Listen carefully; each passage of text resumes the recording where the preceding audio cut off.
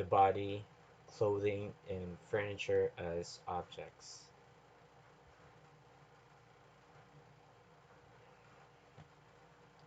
Clothing is perhaps the most powerful of all the commonplace items that use the body to create the subject's biography.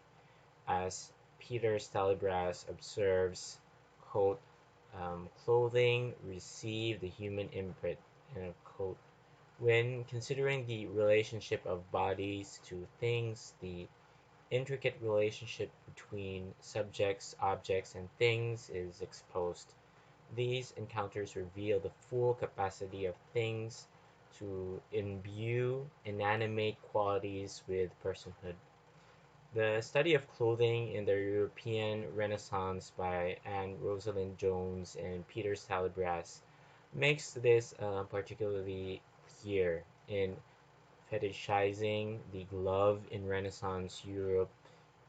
Jones and Salibras use the curious emergence of the single gloved hand in a range of Renaissance portraits as a means of exploring the power of the glove to trouble the conceptual opposition of person and thing, with the means to materialize the quote the power of people to be condensed and absorbed into things and of things to become persons, end of quote.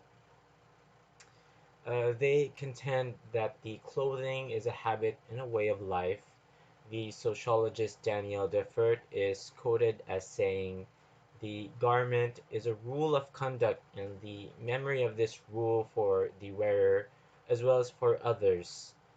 Defert in 1984 in reference to the history of the monastic habit.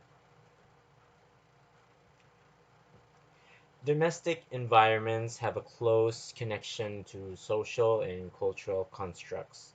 Virginia Rossner has identified the central role of women's bodies to the Victorian home, which, quote, both produced and was partly produced by the home in its spatial atmosphere of domesticity characterized by the family life, a cozy intimacy, and a sense of comfort and well-being, a middle-class ideal that affected all social groups. End of quote.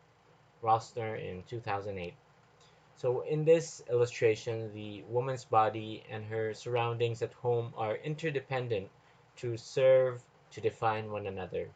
We can gain a deeper understanding of the Victorian home's features and consequently the significance of the domestic interior through the kind of nuanced analysis.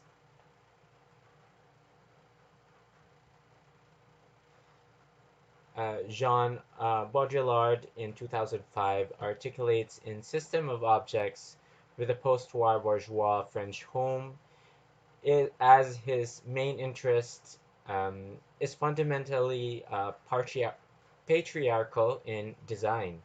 So, according to Baudrillard, the main goal of the interior's arrangement is rather symbolic than serving a decorative or aesthetic purpose.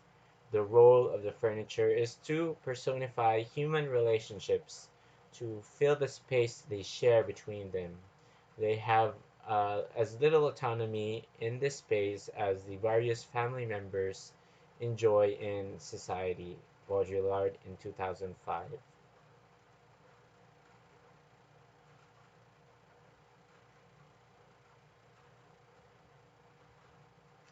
The essay Furniture, Sociability, and the Work of Leisure in 18th Century France by Mimi Hellman explores the ways in which objects, in particular furniture, can animate the social realm. Hellman analyzes the ways in which furniture in the 18th century became increasingly specialized in terms of the social functions it was designed to facilitate. So, according to Hellman, the idea of furniture as a social actor was so persuasive that several well known and contentious authors used sentient even speaking furniture in their social and fictional works.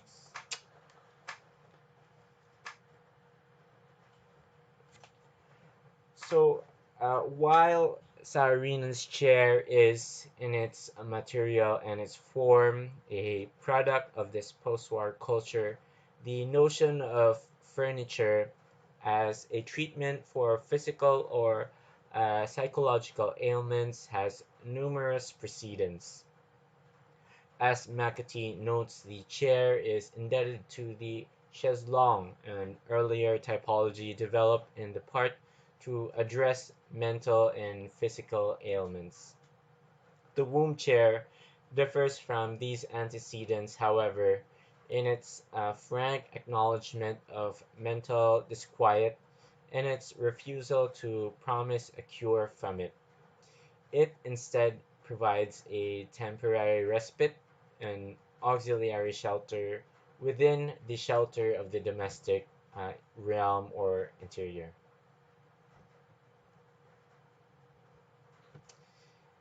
Grandin's squeeze machine, a tool she created at the age of 18 in response to her sensory sensitivity, a trait shared by people on the autistic spectrum, gave rise to the concept for the squeeze chair. Grandin found that exposing herself to the machine's pressure for brief intervals several times a day helped to reduce her anxiety, also help her identify and cultivate empathy, and help her to start to overcome her hypersensitivity issues. Grandin in 1992.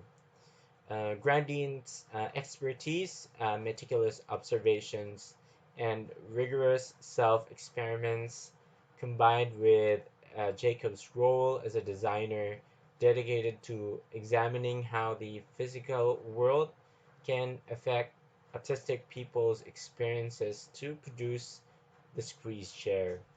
Its conception and operation depend on the body or object relationship.